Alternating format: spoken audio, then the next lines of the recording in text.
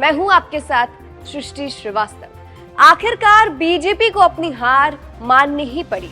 जिस तरीके से भारत वाले मुद्दे को लेकर बीजेपी आई थी, अब उसे वैसे ही इस मुद्दे से पीछे हटना पड़ रहा है।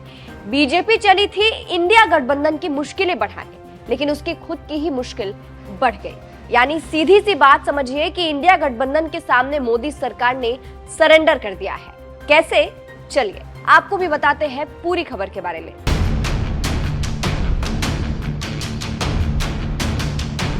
दरअसल पूरा मामला शुरू तब हुआ जब G20 को लेकर राष्ट्रपति भवन से विपक्ष को निमंत्रण भेजा गया।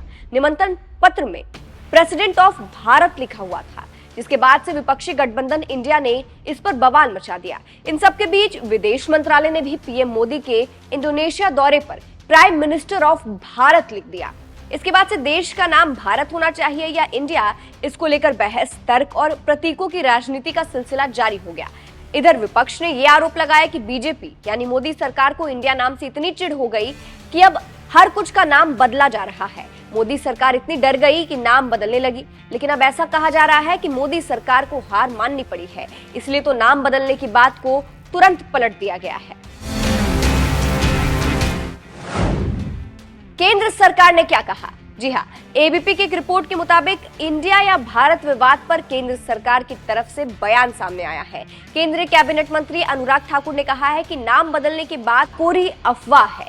संसद के विशेष सत्र में ऐसा कुछ भी नहीं होने वाला है। मैं भारत सरकार में मंत्री हूं और G20 के लोगों में इंडिया और भारत दोनों लिखा हुआ है, तो फिर बेवजह की अफवाह क्यों फैलाई जा रही है? ऐसी अफवाह कौन फैला रहा है? वहीं आगे उन्होंने ये भी कहा कि आखिर भारत शब्द से किसी को क्या दिक्कत हो सकती है? ये उनकी मानसिकता को दर्शाता है। उनके मन में भारत को लेकर विरोध है। शायद इसलिए ही जब वो विदेश जाते हैं तो वहां पर भारत की आलोचना करते हैं। इंडिया के सामने मोदी सरकार ने मान ली हार।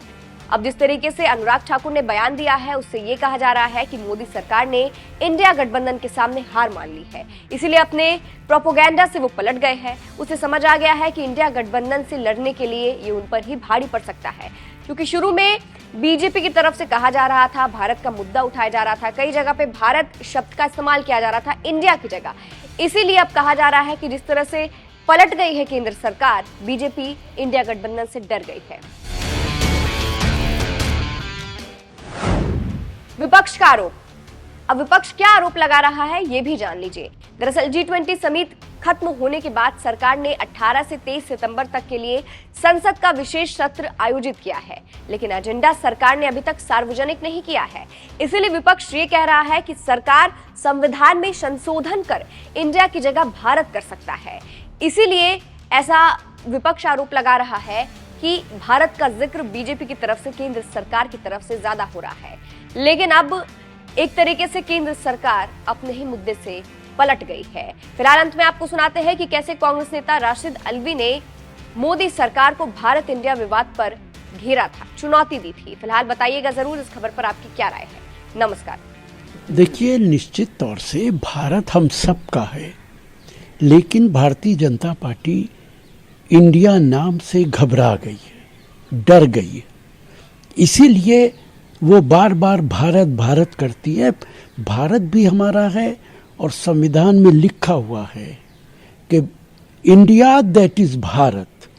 इंडिया भी है और भारत भी है।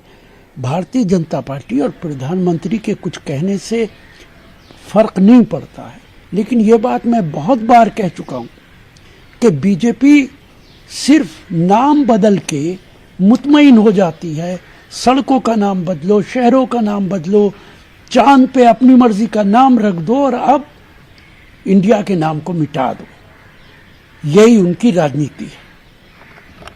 सर, ये G20 शिखर सम्मेलन के रात्रि भोज का निमंत्रण भारत के राष्ट्रपति के नाम पर भेजा गया है और ये सवाल भी किया गया था, तो उस पर जवाब आया है राजीव चंद्रशेखर का। वो कहते हैं कि उन्हें हर चीज़ से समस्या है और मुझे इस पर कुछ कहना भी नहीं है। हालांकि उन्होंने ये भी कहा कि मैं भारतवासी हूँ, मेरे देश का नाम भारत था और हमेशा भारत ही रहेगा। अगर कांग्रेस को इससे दिक्कत है तो उन्हें इसका इलाज खुद ढूंढना चाहिए। देखिए, देश को इकट्ठा रखने के लिए भारत भी ज़रूरी है और इंडिया भी ज़रूरी है। हमने अपनी आंखों से देखा है कि साउथ और नॉर्थ में कितना फ़र्क है। नॉर्थ साउथ को डोमिनेट नहीं कर सकता, साउथ नॉर्थ को डोमिनेट नहीं कर सकता। हम सब भारतवासी हैं, इंडिया के रहने वाले हैं। इसलिए भारतीय जनता पार्टी की ये कोशिश और राजीव जी का जो बयान है कि हमें पार्लियामेंट के सेशन का इंतज़ार करना चाहिए, मुझे ताज्जुब होता है। बीजेपी के नेता इंतज़ार कर सकते हैं, देश इंतज़ार नहीं कर सकता। सेशन में क्या होगा ये पता चलना चाहिए। लोकतंत्र है, देश के अंदर तानाशाही नहीं है कि प्रधानमंत्री 145 करोड़ लोगों की तकदीर का फैसला 5 दिन के अंदर कर देंगे। देश को पता चलना चाहिए कि स्पेशल सेशन क्यों बुलाया गया है, इसमें क्या बिल्स पास होंगे, क्या कारण है, क्या मजबूरी है कि विंटर सेशन से पहले आपने ये स्पेशल सेशन 5 दिन का बुलाया। कि वे इंडिया का नाम बदल रहे हैं, भारत कुछ ऐसा है जिसके बारे में हम पहले ही कह चुके हैं। अंग्रेजी में हम इंडिया कहते हैं, हिंदी में हम भारत कहते हैं। दुनिया लेकिन हमें इंडिया के नाम से जानती है, वो नाम बदल देंगे, वे इतिहास बदल रहे हैं। बिल्कुल ठीक कहा उन्होंने, पूरी दुनिया हमें इंडिया के नाम से जानती है। इसीलिए संविधान में लिखा है इंडिया दैट इज भारत। और अगर भारतीय जनता पार्टी ज्यादा शोर मचाएगी, मुझे डर है कि साउथ इंडिया के अंदर इसका रिएक्शन ना होने लगे। भारतीय जनता पार्टी को देश को इकट्ठा रखने की कोशिश करनी चाहिए, ना कि देश के टुकड़े करने की कोशिश करनी चाहिए। ये इस तरीके की बातें करते हैं जिससे मुझे खतरा पैदा हो जाता है कि कहीं प्रांतों के अंदर दीवारें खड़ी ना हो जाएं। अभी आप हिंदू मुसलमान के बीच में दीवारें खड़ी कर रहे हैं। अगर साउथ और नॉर्थ के अंदर इस तरीके का खतरा पैदा हो गया, देखिए निश्चित तौर से भारत हम सब का है, लेकिन भारतीय जनता पार्टी इंडिया नाम से घबरा गई है, डर गई है। इसीलिए वो बार बार भारत भारत करती है। भारत भी हमारा है और संविधान में लिखा हुआ है कि India that is Bharat. India भी है और भारत भी है। भारतीय जनता पार्टी और प्रधानमंत्री के कुछ कहने से फर्क नहीं पड़ता है, लेकिन ये बात मैं बहुत बार कह चुका हूं कि बीजेपी सिर्फ नाम बदल के मुतमईन हो जाती है। सड़कों का नाम बदलो, शहरों का नाम बदलो, चांद पे अपनी मर्जी का नाम रख दो और अब इंडिया के नाम को मिटा दो। यही उनकी राजनीति है।